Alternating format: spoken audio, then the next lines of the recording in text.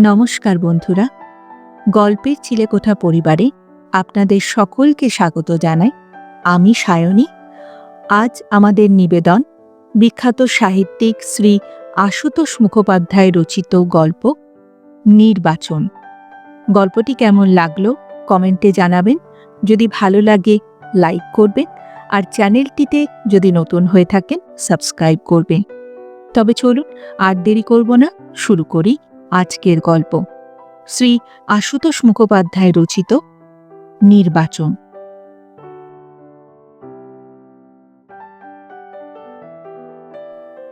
ছোট বাড়ি।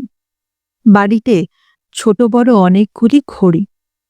বড় ঘড়িগুলো বাজে, ছোট ঘড়ি কটা শুধু টিকটিক করে। কিন্তু বাজুক আর টিকটিক করুক, সবকটা ঘড়িতে সময়ের একই সংকেত মিলবে। তারতম্য ঘটলে ঘড়ির মালিকের চোখ এড়াবে না। তক্ষুনি সেটা নিয়ে গিয়ে তিনি তার অন্ত্রতন্ত্র খুলে বসবেন। সকাল 7:17। সামনের দেওয়াল ঘড়িতে সময় দেখে নিয়ে বিরক্ত মুখে নারায়ণ দীক্ষিত আবার ঘড়ির ক্যাটালগ ওল্টাতে লাগলেন। সিঁড়িতে ব্যস্ত সমস্ত পায়ের শব্দ শোনা গেল।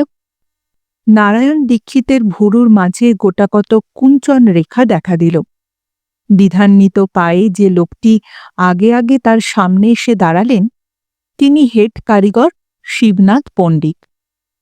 আধময়লা জামা কাপড়, একগাল খোঁচা খোঁচা দাড়ি, মুখখানা অপরাধী অপরাধী। তার পেছনে তার মেয়ে কমলা। তারও 8 পৌরে বেশবাস, তবে পরিচ্ছন্ন। বছর 19-20 বয়স। রূপসী কিছু নয়, মুখখানা কমনীয়, আর স্বাস্থ্যটিও ভালো। বাপ মেয়ে দুজনেরই বিব্রত মুখ। দুজনেরই দৃষ্টি আগে দেওয়াল ঘড়ির ওপরে গিয়ে পড়ল। নারায়ণ দীক্ষিত মুখ তুললে, তবে তাদের দিকে নয়, ঘড়ির দিকে। মুখ কাছুমাছু করে শিবনাথ পণ্ডিত বললেন, এই একটু দেরি হয়ে গেল, বাসের ভিড়। কমলা এগিয়ে এসে ততক্ষণে পায়ের ধুলো নিয়েছে। সে আশা নিয়ে এসেছে, কিন্তু মুখে আশঙ্কার ছাপ। বসো। ক্যাটালগ একধারে সরিয়ে রাখলেন নারায়ণ দীক্ষিত। মেয়েটির দিকেই তাকালেন। পা থেকে মাথা পর্যন্ত দেখে নিলেন একবার। শিবু পণ্ডিতের মনে হল অনেকটা এমনই ধারা সূক্ষ্ম দৃষ্টি দিয়েই যেন কর্তা ঘড়ির কলকবজা পরীক্ষা করে থাকেন। নারায়ণ দীক্ষিত বললেন, বাসের ভিড়ের জন্য তাহলে পরীক্ষার হলেও 17 মিনিট পরে পৌঁছুতে। শিবু পণ্ডিত আমতা আমতা করে কিছু বলতে চেষ্টা করলেন, কিন্তু মনিবের গম্ভীর মুখের দিকে চেয়ে ভরসা করে কিছু বলতে পারলেন না। নারায়ণ দীক্ষিত মেয়েটির দিকে হাত বাড়ালেন। কমলার হাতে লম্বা খাম একটা। ভয়ে ভয়ে সে সেটা তার হাতে দিল। এবারই যেন আসল পরীক্ষা। খামের মধ্যে রিপোর্ট একটা, বিয়ের টেস্ট পরীক্ষার রিপোর্ট। কলেজ থেকে দেয় না, প্রিন্সিপালকে ধরে কমলাকে এটা সংগ্রহ করতে হয়েছে। নারায়ণ দীক্ষিত রিপোর্টটা খুঁটিয়ে দেখতে লাগলেন। নম্বর দেখে খুশি হলেন না। মনিবের জিজ্ঞাসু দৃষ্টি আবার মেয়ের দিকে। মেয়েও মাথা নিচু করে রইল। পরীক্ষা কেন খারাপ হয়েছে কোনো কৈফিয়ত দিল না। এই বিব্রত নীরবতাই পছন্দ করলেন নারায়ণ দীক্ষিত। উঠে দেরাজ খুলে 2 100 টাকার নোট বার করলেন। নোট দুটো বাপের হাতে দিয়ে বললেন, ফিস যা লাগে দিয়ে দিও, আর বাকি টাকায় পরীক্ষার আগে ওকে একটু ভালো করে খাওয়াও, রোগা হয়ে যাচ্ছে মেয়ে। বিগলিত শিবু পণ্ডিত মেয়ের আগে নিজেই পায়ের ধুলো নিয়ে বসলেন মনিবের। তারা চলে যেতে নারায়ণ দীক্ষিতের গম্ভীর মুখে হাসির আভাস দেখা দিল একটু। তিনি ঘড়ির কারিগর। খুব ছোট থেকে বড় হয়েছেন। নিজের ঘড়ির ব্যবসা দাঁড় করিয়েছেন। নতুন ঘড়ি বিক্রি করেন, পুরনো ঘড়ি মেরামতো করেন। এই শেষের কাজেই সুনাম তার বেশি। খদ্দেররা বিশ্বাস করে, চোখ বুজে দামি ঘড়ি রেখে যায় মেরামতের জন্য। ঘড়ি খুলে এক নজর দেখে তিনি বলে দিতে পারেন কোথায় কোন কল বিগড়ল। পুরনো পার্স জুড়ে নিজের হাতে এমন ঘড়ি তিনি তৈরি করেছেন যা অনেক মার্কা মারা ঘড়ির থেকেও ভালো টাইম দেয়। মানুষের সম্পর্কেও অনেকটা একই রকমের ধারণা তার। তারও নিভৃতে অনেক কলকবজা, অনেক সূক্ষ্ম কাণ্ডকারখানা। দেখে শুনে এগুলো ঠিকমতো বিন্যাস করতে পারলে বা প্রয়োজনে মেরামত করতে পারলে তার ব্যবহারও ভালো ঘড়ির মতো নিখুঁত হয় বলেই বিশ্বাস। ঘড়ির কাচের ওপর সামান্য ধুলো পড়লে সেটুকুও যত্ন করে মোছা হয়, কিন্তু নিজের নিভৃতের কলকবজার ওপর মানুষ যে না জেনে না বুঝে কত ধুলোবালি বরদাস্ত করে ঠিক নেই। টনক যখন নড়ে প্রায়ই তখন আর সময় থাকে না। সকালের ডাকে আসা খামখানা আর একবার খুললেন নারায়ণ দীক্ষিত। ছোট চিঠি, শেষের দিকের একটা জায়গায় আবার পড়লেন তিনি, তোমার ছেলের মাথা আমি শিগগিরই ঠান্ডা করে দিচ্ছি, তুমি কিচ্ছু ভেবো না। আপাতত সে খুব ফুর্তিতে আছে এবং ভালো আছে। চিঠি দুর্গাবতী, যার প্রসঙ্গে লিখেছেন সে ছেলে নয়, নারায়ণ দীক্ষিতের ভাইপো, নাম মনোহর দীক্ষিত। এই ভাইপোই তার সব। নিজে বিয়ে থা করেননি তার একটা কারণ, গোড়ার জীবনে অবস্থা আদৌ সচ্ছল ছিল না। সেই অসচ্ছলতার মধ্যেই বাকমা মরা 7 বছরের ভাইপো মনোহর তার কাছে এসেছিল। আর দ্বিতীয় কারণ সম্ভবত দুর্গাবতী। দুর্গাবতী মনোহরের নিজের মাসি নন, দুঃসম্পর্কের মাসি। অল্প বয়সে বিধবা, কিছু লেখাপড়া শিখেছেন, নার্সিং ট্রেনিং নিয়েছেন, তারপর সংস্থানের আশায় ভগ্নিপতির কাছে এসেছেন। সেই নতুন বয়সে দুর্গাবতীকে ভালো লেগেছিল নারায়ণ দীক্ষিতের, কিন্তু রক্ষণশীল দাদা বৌদির তা ভালো লাগা দূরেই থাক, তারা প্রমাদ গুনেছিলেন। ফলে দুজনের ওপরেই কিছুটা নিষ্ঠুর হয়েছিলেন তারা। নারায়ণকে ভৎসনা করেছেন আর দুর্গাপতিকে ঠান্ডা বিদায় দিয়েছেন। দুর্গাবতী মেজাজি মেয়ে, আর কখনো এই পরিবারের মুখাপেক্ষী হতে আসেননি। কিন্তু যোগাযোগ বিচ্ছিন্ন হয়নি তা বলে নারায়ণ দীক্ষিতের জন্যই হয়নি। পরস্পরকে ভালো লাগাটা কোনো দিন কোনো নির্দিষ্ট পরিণতির দিকে গড়াবে এমন ভরসা আগেও দুজনের কারুরই ছিল না। দুর্গাপতি নারায়ণ দীক্ষিতের প্রতি সত্যিকারের সদয় হয়েছিলেন বোন ভগ্নিপতি পরপর চোখ বোজার পরে। 2 বছর শিশু মনোহরকে তিনি নাড়াচাড়া করেছিলেন, তার প্রতি মায়াও পড়েছিল। ভেবেছিলেন ছেলেটা একেবারে জলে পড়ল, তাকে তিনি নিতেও চেয়েছিলেন, কিন্তু নারায়ণ দীক্ষিত দেননি। যেভাবে এই ছেলেকে মানুষ করা হয়েছে তা দুর্গাবতী জানে। বেশিরভাগই তার বাইরে বাইরে কাজ নিয়ে কেটেছে, তার মধ্যেও বছরে 2-1 বার তিনি এসেছেন, এইখানেই থেকেছেন। নারায়ণ দীক্ষিতের ছেলে মানুষ করা দেখেছেন, অনেক সময় ঠাট্টা করেছেন, ছেলেটা আরেকটু বড় হলে কি সন্ন্যাস টন্যাস নেওয়াবে নাকি। কিন্তু মুখে যাই বলুন, মনে মনে শ্রদ্ধা করেছেন তিনি। মনোহরের স্কুলের পড়া শেষ হল যখন, দুর্গাবতী তখন দিল্লিতে, বড় হাসপাতালের উঁচু গ্রেডের নার্স, নিজের 2 ঘরের কোয়ার্টার। জলপানি পাওয়া ভাইপোর জন্য কানপুরের কোনো কলেজ পছন্দ নয় নারায়ণ দীক্ষিতের। দুর্গাবতী লিখলেন, আমার কাছে পাঠাও, এখানে দিল্লিতে পড়বে। ওর যে ভিড় তুমি করে দিয়েছ সেটা নেহাত কাঁচা না হলে অমানুষ হবে না আশা করি। আর একটা ছেলে কাছে থাকলে আমারও উপকার হবে। ভাইপোকে দিল্লিতে পাঠালেন তাই নারায়ণ দীক্ষিত। মাসির কাছে প্রায় 2 বছর ছিল মনোহর। এই 2 বছর দুর্গাবতী তার কোনো অভ্যাসের পরিবর্তন বরদাস্ত করেননি। সেই হাঁটু ছোঁয়া লম্বা কোট পরিয়েছেন, মোটা কাপড়ের পাজামা পরিয়েছেন, মাথার চুল ছোট করে ছাঁটিয়েছেন। হাঁটু ছোঁয়া কোটটি তার বেশবাসের বৈশিষ্ট্যে দাঁড়িয়েছে। ইতিমধ্যে হাসপাতালের কর্তৃপক্ষের সঙ্গে ঝগড়াঝাটির ফলে চাকরি ছেড়ে দুর্গাবতীকে আবার অন্যত্র চলে যেতে হয়েছে। মনোহর দিল্লিতেই থেকে গেছে। সেখান থেকেই সে বিএ এমএ পাশ করেছে। শুধু পাশ করেছে বললে তাকে ছোট করা হবে। বিএতে বা এমএতে কয়েক বছরের মধ্যে তার মতো অত নাম্বার পেয়ে ফার্স্ট ক্লাস কেউ পায়নি। সেখানকার শিক্ষাবিদরাও উঁচু আশা পোষণ করেন তার সম্বন্ধে। সম্প্রতি সে ডক্টরেট হয়েছে। তার থিসিস প্রত্যাশিত প্রশংসা লাভ করেছে। দিল্লির ইউনিভার্সিটিতেই চাকরি করছে। কিন্তু কাকাকে প্রায়ই লেখে পড়ানোর চাকরি ভালো লাগছে না। তার অ্যাডমিনিস্ট্রেটিভ সার্ভিসে ঢোকার ইচ্ছা। তাই সে সেই চেষ্টা করছে। ফরেন সার্ভিস পেলে আরও ভালো। দু একটা বিদেশি ভাষাও শিখছে। সপ্তাহে 2 সন্ধ্যা এক প্রতিষ্ঠানে বক্তৃতার মহড়া দিতেও যায়। মোট কথা নিজের বিস্তৃত ভবিষ্যৎ প্রসঙ্গে সে প্রায় নিঃসংশয়। এদিকে নারায়ণ দীক্ষিত তখন ভাইপোর বিয়ের কথা ছাড়া আর কিছুই ভাবছেন না। তার ইচ্ছে সে এবারে সংসারে স্থিত হোক।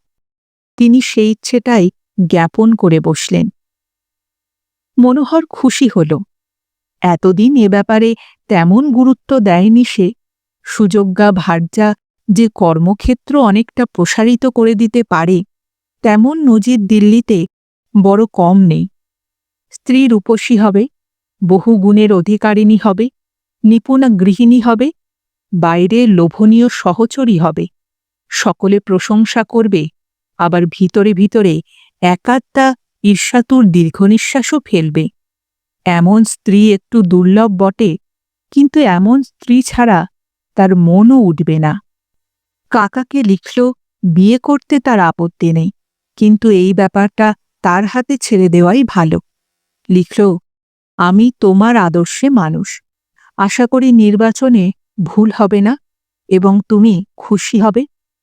এই এক বিষয়ে আমার নিজের ওপর সম্পূর্ণ আস্থা আছে। চিঠি পড়ে কাকা অস্বস্তি বোধ করলেন। ভাবলেন তিনি সংসারী নন বলেই ভাইপোর অনাস্থা। মন্তব্য করলেন, ছোকরার কল বিগড়েছে। কিন্তু জবাবে লিখলেন, তথাস্তু। অবসর সময়ে মনোহর দীক্ষিত হৃষ্ট উদ্দীপনায় যোগ্য সহধর্মিণী খুঁজে বেড়াতে লাগলেন। বিয়েতে মন হয়েছে জেনে এসব গণ্যমান্য ব্যক্তিরা এমনভাবে এগিয়ে আসতে লাগলেন যে মনোহর দীক্ষিতের নিজের কাছে নিজের মর্যাদায় দিনে দিনে স্ফীত হয়ে উঠতে লাগল। কিন্তু ছেলে যে সত্যিই কাঁচা নয়। তার একটা চোখ নিজের আর একটা চোখ কাকার। নিজের চোখে দেখে যাকে কিছুটা মনে ধরে, কাকার চোখ দিয়ে দেখে আর একদিন তাকে বাতিল করে দেয়। ভালো লাগলেই কাকাকে জানায়, লিখে হয়তো ওইখানেই বিয়ে করবে। কিছুদিন না যেতেই আবার লিখে, তেমন মনে হচ্ছে না। তার কল্পনার আদর্শ স্ত্রীর সন্ধান সে কোথাও পাচ্ছে না। তার ওপর আবার কাকাকে তাক লাগিয়ে দেবার সংকল্পটাও অটুট। কাকা যাতে কোনোদিনও না ভাবেন নিজে সর্দারি করে ছেলেটা বোকার মতো কিছু করে বসল, তাই গত 7-8 মাসে কম করে 30-40টি মেয়ে দেখে ফেলেছে। 15-20টি মেয়ের অন্তরঙ্গ সান্নিধ্যেও এসেছে। কিন্তু কারও মধ্যে শেষ পর্যন্ত আদর্শ ভার্যার হদিশ মেলেনি। বেগতিক দেখে নারায়ণ দীক্ষিত শেষে দুর্গাবতীর কাছে সমস্যাটা নিবেদন করলেন। ভাইপো সাম্প্রতিক মতিগতিও জানালেন।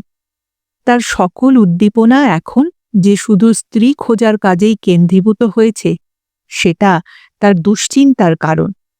অথচ ভাইপোর জন্য মনের মতো বউ তিনি অনেকদিন ধরেই ঠিক করে রেখেছেন। তার বিশ্বাস এই মেয়েকে বিয়ে করলে সে সুখী হবে। প্রৌঢ়া দুর্গাবতী তখন বম্বেতে থাকে। এক অর্ধপঙ্গু বিরাট অবস্থাপন্ন বৃদ্ধের বাড়িতে গভর্নেস হয়ে আছেন। মোটা টাকা মাইনে পান। বৃদ্ধ কন্যার মতো স্নেহ করেন তাকে।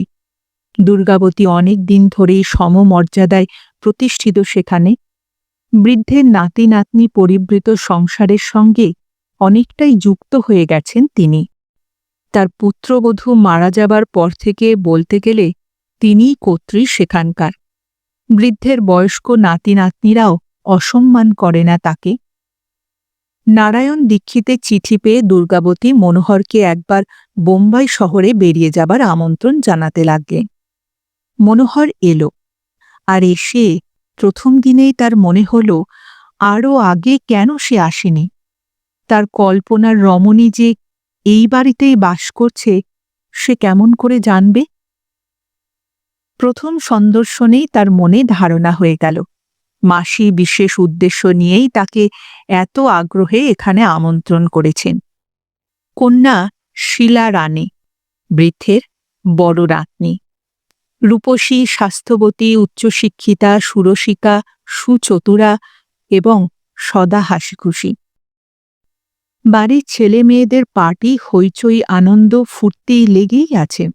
এরই মধ্যে মনোহর দীক্ষিত পরম সম্মানিত অতিথি। এদিকে বুদ্ধি করে দুর্গাবতী আগেই বাড়ির সকলের কাছে মনোহর প্রসঙ্গে একটা মস্ত উঁচু দরের চিত্র এঁকে রেখেছিলেন।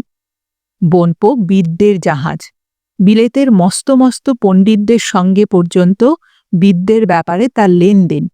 দিল্লিতে ওই বয়সের এত বিদ্বান ছেলে আর দ্বিতীয় নেই। শিগগিরই বড় চাকরি নিয়ে বিদেশে চলে যাওয়ার সম্ভাবনা তার, ইত্যাদি ইত্যাদি। ফলে বাড়ির শিক্ষিত ছেলেমেয়েরা মার্জিত বিনয়েই তাকে গ্রহণ করল। মান্যগণ্য অতিথির মতোই সাদর অভ্যর্থনা জানাল। মনোহর 7 দিনের জন্য এসেছিল, সে জায়গায় 15টা দিন কেটে গেল। আর দুর্গাবতী নারায়ণ দীক্ষিতকে ওই চিঠি লিখলেন। দিল্লিতে অনেক মেয়ের সঙ্গে মেলামেশার দরুন মনোহরের সদা সপ্রতিভ ভাবটা আয়ত্তের মধ্যে এসে গিয়েছিল। মন স্থির হলে লক্ষ্যের দিকে এগোতে তার দ্বিধা করার কথা নয়। দ্বিধা করলও না। শীলা রানের সঙ্গে খুব সহজভাবেই মিশল। তাকে সঙ্গে করে বোম্বাই শহর দেখে বেড়াল কয়েকটা দিন। তাকে ভালো করে দেখার পর মনটা সামান্য একটু খুঁতখুত করল। চোখ দুটো সামান্য কটা না হয়ে ঘন কালো হলে বোধ করি অনিন্দ্য সুন্দর হতো। আর ধবধবে ফর্সা রঙের বাহুর ওপর আর কানের পাশের ঘন কেশ আর সামান্য একটু কম চোখে পড়লেই দৃষ্টি একেবারে ভরপুর হতে পারত। কিন্তু তার সঙ্গে ভালো করে মেশার পর ওই সামান্য ত্রুটি আর ধর্তব্যের মধ্যেই মনে হয়নি। শুধু মনে হয়েছে মনোহরের এই কন্যার তুলনা নেই। এতদিন ধরে যেন শুধু এই একজনেরই প্রতীক্ষায় ছিল সে। এর আগেই মাসির কাছে খোঁজ নিয়েছিল সে, মেয়েটি কতদূর পড়েছে। মাসি জানিয়েছে MA পাস। বাহ, তাহলে বয়স? মাসি হিসেব করে বলেছেন বছর 3 ছোট হবে মনোহরের থেকে। গেল বছর পাশ করেছে। মাসি জিজ্ঞেস করেছে, কেন, তোর মনে ধরেছে বুঝি? বিয়ে করবি? মনোহর মুচকি হেসেছে। 15 দিনের মাথায় মনে ধরার কথাটা সে নিজেই প্রকারান্তে শীলাকে জানিয়েছে। সমুদ্রের ধারে বসে গল্প করতে করতে একসময় সপ্রতিভ মুখে বলেছে, তোমাকে আমার ভালো লেগেছে শীলা। শীলা রানীও হেসেছে। খুব ভাগ্য, তোমার মাসি আমাদেরও মাসির মতোই। তার ওপর তুমি মাননীয় অতিথি, কোনো রকম ত্রুটি ঘটে থাকলে দোষ নেবে না আশা করি। ত্রুটি? ঠিক সেই উক্তিটি আশা করেনি মনোহর। সে বলেছে, তোমাদের এখানে না এলে তো আমার সর্বস্ব লোকসান হতো শীলা। শীলা রানী হেসেছে। তুমি বেশ সুন্দর কথা বলো, তোমার সঙ্গে কথা বলেও আনন্দ। এই কথা সেদিন অনেক দূর গড়াতে পারত। যাতে গড়ায় সেই জন্য প্রস্তুত হচ্ছিল মনোহর। কিন্তু শীলার বন্ধু এবং বান্ধবীর সংখ্যা কম নয়। এক দঙ্গল পরিচিত মেয়ে পুরুষের আবির্ভাবে সেই আলাপে ছেদ পড়ল। রাত্রিতে মনে হল শীলাকে ভালো কিছু প্রেজেন্ট দেওয়া দরকার। শয্যা ছেড়ে উঠে তক্ষুনি কাকাকে একটা চিঠি লিখে ফেলল। কাকা, খুব ভালো একটা লেডিস ঘড়ি পাঠাও, আর শিগগিরই তোমাকে একটা সুখবর দিতে পারবো আশা করছি। এবারে সত্যিকারের সুখবর। ঘড়ি এলো, কিন্তু মনোহর নিজের হাতে সেটা শিলাকে পরিয়ে দেবার মতো নিরিবিলি অবকাশ পেল না। আবার তার সমুদ্রের ধারে যাবার ইচ্ছে হয়েছিল। যাই হোক, ঘড়ি পেয়ে শিলা ভারী খুশি। ঘড়িটা সত্যিই সুন্দর। পরদিন সকাল থেকে বিকেল পর্যন্ত কোথায় প্রোগ্রাম ছিল শিলার। এরকম প্রোগ্রাম প্রায়ই থাকে। তাকে ছাড়া বন্ধুবান্ধবীদের আনন্দের হাট নাকি জমে না। মনোহরও আমন্ত্রণ পেয়েছিল, কিন্তু মাসির সঙ্গে দুটো কথাবার্তা বলার আগ্রহে সে যাবে না স্থির করেছে। শিলা বলেছে, তুমি অতিথি মানুষ, বাড়িতে থাকবে, তাহলে আমি যাই কি করে? মনোহর রসিকতা করে বলেছে, এই অতিথি পুলিশ নয় যে সর্বদা আসামি আগলে থাকতে চাইবে। শিলার চোখের কোণে এক এক সময় যেন চাপা হাসি বিদ্যুৎ খেলে। ছদ্মবিস্ময়ে সে বলেছে, আমি আসামি? পরদিন সকালে অতক্ষণের বিচ্ছেদের কথা ভেবে এই রাত্রিটাই নীরস লাগছিল মনোহরের। রাতে বিছানায় শুয়ে শুয়ে ভাবছিল সকালে সেও ওদের সঙ্গ নেবে কিনা। দুর্গাবতী আলো দেখে ঘরে ঢুকলেন। ঘুমিয়েছে কিনা জিজ্ঞেস করলেন। মনোহর তড়িঘড়ি কাজের কথা এগোল। হাসি মুখে বলল, মাসি, এবার তো আমার যাবার সময় হয়ে এলো। 7 দিনের জায়গায় 3 সপ্তাহ কেটে গেল, কিন্তু এদিকে কাজের কথা তো কিছুই হলো না। সে নিঃসংশয় মাসি শিলাকে দেখাবার জন্যই অত করে তাকে এখানে এনেছে। মাসি জানতে চাইলেন, শিলা কি বিয়ে করতে চাস? মনোহর উৎফুল্ল মুখে ফিরে হালকা প্রশ্ন করল, কেন, তোমার আপত্তি আছে? দুর্গাবতী জবাব দিলেন, আমি আপত্তি না করলেই তো হয়ে যাবে না। তারপর একটু আসছি বলে উঠে গেলেন। মাসির এই নির্লিপ্ত হাবভাব কেমন যেন বিষদৃশ্য লাগল মনোহরের। মিনিট 10 মধ্যেই ফিরে এলেন তিনি। ছোট্ট একটা ডায়েরি হাতে নিয়ে বললেন, চুপি চুপি নিয়ে এলাম, দেখ এটা। মনোহর দেখতে লাগল। ডায়েরির ছোট পাতার মাথায় একটা করে নাম, পুরুষের নাম। তারপর তার সম্পর্কে 2-3 পাতা করে লেখা। ছোট লেখাও আছে, চেহারা, বয়স, বেশবাস, কথাবার্তা, পেশা, চালচলন ইত্যাদি খুব সংক্ষেপের ওপর খুঁটিয়ে লেখা। আর তার ওপরে কাটা দাগ, অর্থাৎ একটা ক্রস চিহ্ন। এরকম 8-10টা নামের তালিকা উল্টে গেল মনোহর। সব কটারই শেষে কাটা দাগ, অর্থাৎ বাতিল চিহ্ন।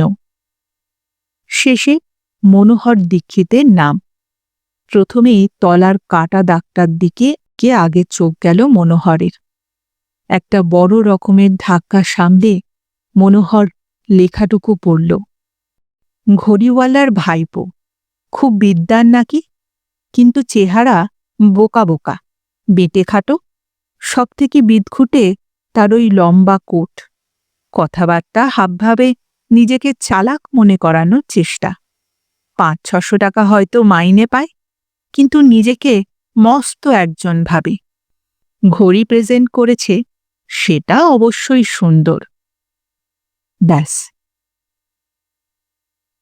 ডায়েরিটা নিয়ে মাসি উঠে দাঁড়ালেন, দেখলেন, বললেন, 5 বছর ধরে এমনই ওজন করে আসছে, নইলে শিলার বিয়ে কবেই হয়ে যেত। মনোহর নির্বাক। মাসি চলে যাওয়ার পরেও কতক্ষণ তেমনই বসেছিল ঠিক নেই। দিল্লিতে ফিরেই কাকাকে লিখল, তোমাকে সুখবর দেব বলেছিলাম, তাই লিখছি। আমার বিয়েটা তুমি ঠিক করতে পারো। তারপরে 1 মাসের মধ্যেই বিয়ে হয়ে গেল মনোহরের। হয়েছে কমলার সঙ্গে। মনোহর শেষ পর্যন্ত আপত্তি করেনি বটে, কিন্তু কোথায় বিয়ে শুনেই মস্ত একটা ধাক্কা খেয়েছিল সে। কাকা কিনা শেষে তার কারিগরের মেয়ের সঙ্গে বিয়ে ঠিক করল, যে মেয়েকে সে ফ্রক পরা থেকে দেখছে। কমলা বিয়েটা পাশ করেছে শুনে তবু একটু আশ্বস্ত হয়েছিল, কিন্তু বিয়ের পর প্রতি পদে বিয়ে পাশের বিদ্যে দেখে সে শুধু হতাশই হয়েছিল। এরপর একে একে 10টা বছর কেটেছে।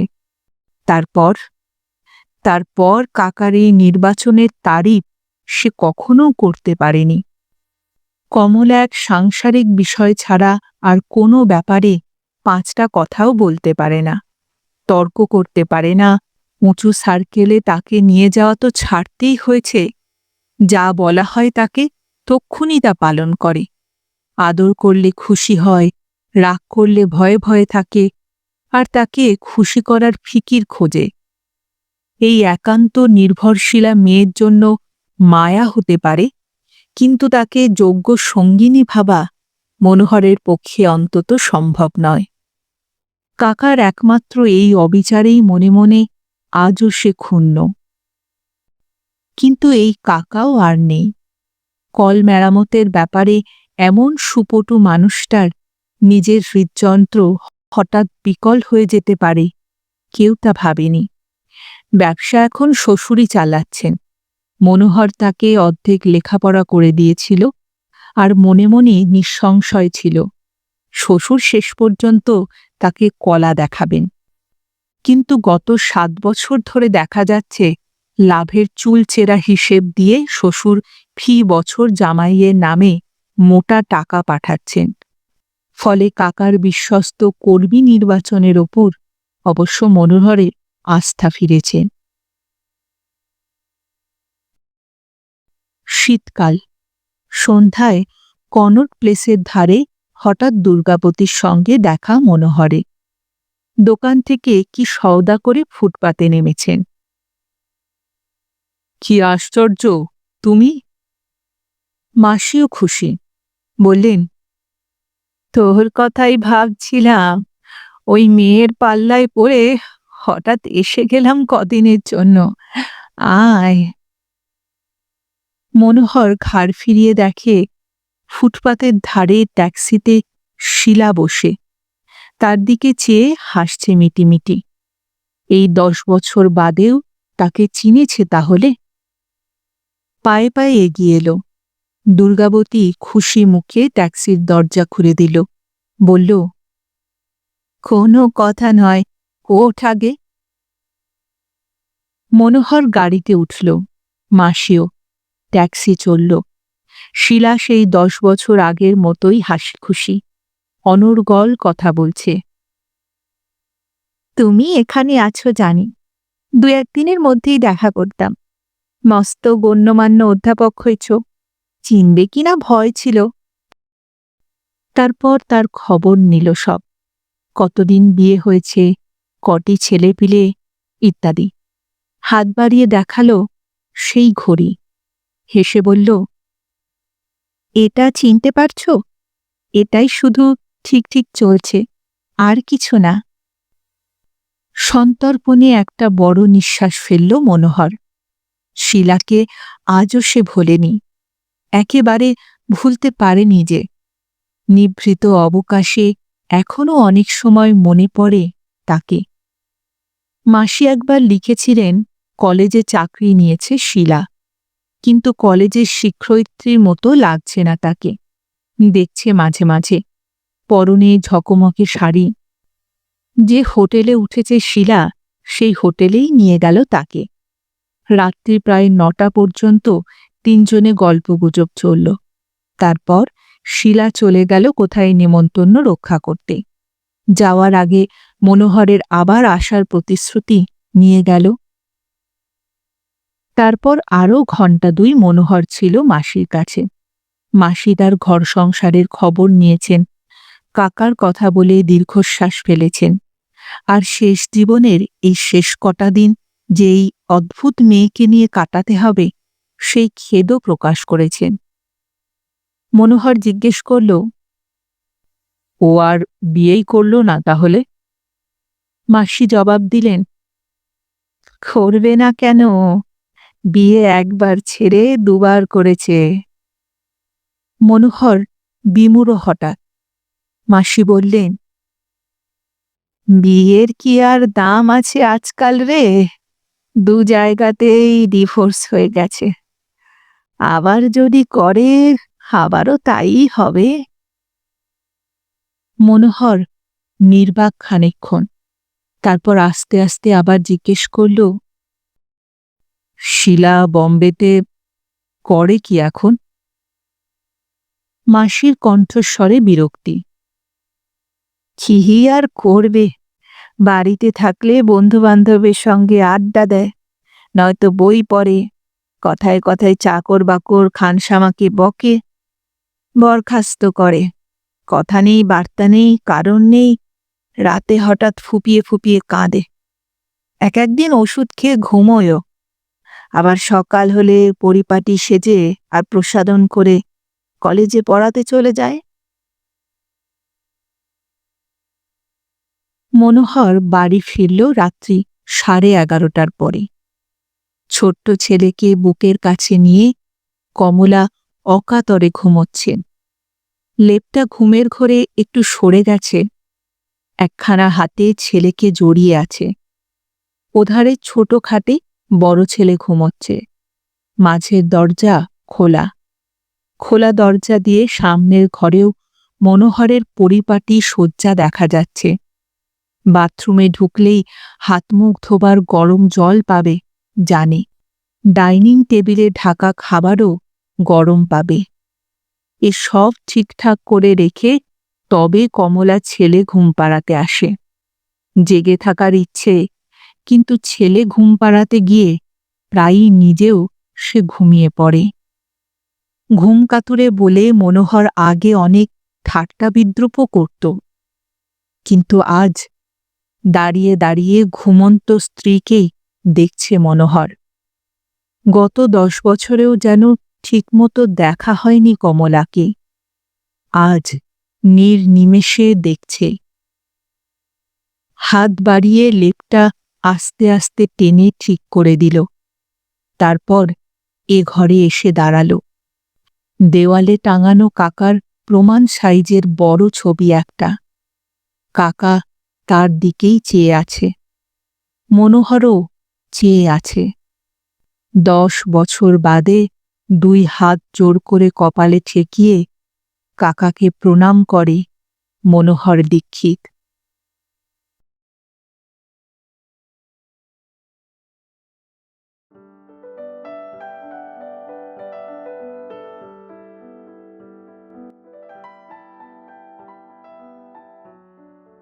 শুনছিলেন আজকের গল্প শ্রী আশুতোষ মুখোপাধ্যায় রচিত গল্প নির্বাচন। ফিরে আসছি আরেকটি নতুন গল্পের সঙ্গে কিছুদিনের মধ্যে। ততদিন ভালো থাকবেন, সুস্থ থাকবেন এবং গল্পে থাকবেন। আর আমার গল্প পাঠ উপস্থাপনা যদি ভালো লাগে তাহলে লাইক আর কমেন্ট করতে ভুলবেন না। আর চ্যানেলটিতে যদি নতুন হয়ে থাকেন সাবস্ক্রাইব করবেন। তাহলে আজ এখানেই বিদায় নিচ্ছি। আবার দেখা হচ্ছে। নমস্কার।